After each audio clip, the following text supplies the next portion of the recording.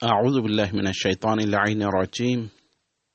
بسم الله الرحمن الرحيم وبه نستعين وهو خير ناصر ومعين.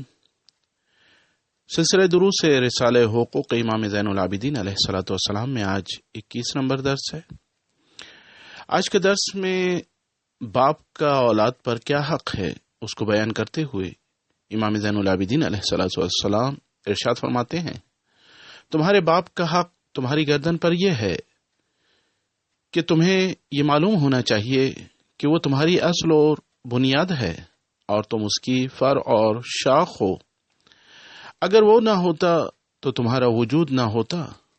لہذا جب تم اپنے اندر کوئی چیز دیکھو کہ جو تمہیں خود پسندی میں مبتلا کرے تو اس وقت تم یہ خیال کرو کہ اس نعمت کا سبب تمہارا باپ ہے اور اس پر اللہ کا شکر اور اس کی ثنا کرو، اور کوئی قوت و طاقت نہیں ہے سوائے اللہ کی قوت و طاقت کے۔ امام علی مقام نے اپنے اس فرمان میں باپ کے اولاد پر حقوق کے بارے میں پہلے موضوع میں ایک علمی و فلسفی اصل کی طرف اشارہ فرمایا ہے، اور وہ یہ کہ معلول علت سے پیدا ہوتا ہے۔ اگر علت نہ ہو تو معلول بھی نہیں ہوگا، بلکہ معلول کا وجود ایک غیر مستقل وجود ہے، اور یہ اصل ساری مادی دنیا میں کار فرما ہے۔ اسی لیے حضرت نے فرمایا کہ باپ اصل اور اولاد فر ہے۔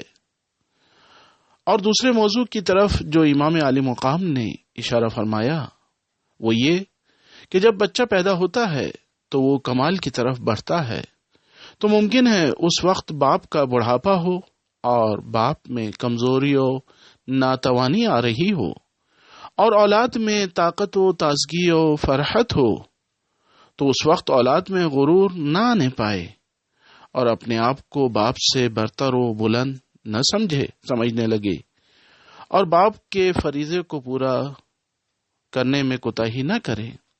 اور تیسرے موضوع کا ذکر کرتے ہوئے امام علی مقام نے نعمت کی معرفت اور شکر کی حس کو بیدار کرتے ہوئے اولاد کو اس کے واجبات کی ادائیگی پر بیدار کیا، تاکہ وہ والدین کی نافرمانی کے نتیجے میں ان کی طرف سے عاق ہونے سے جو اسے نقصان ہو سکتا ہے اس سے بچ سکے۔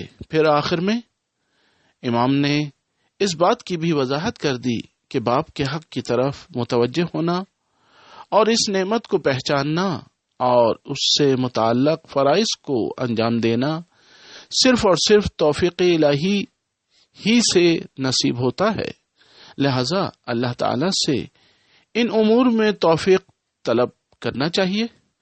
اور ماں کے حقوق کے ذیل میں بھی آیات نقل ہوئی ہیں، ان میں ماں کے علاوہ باپ کے ساتھ بھی نیک طریقے سے پیش آنے اور نیکی کرنے کا حکم ہوا ہے۔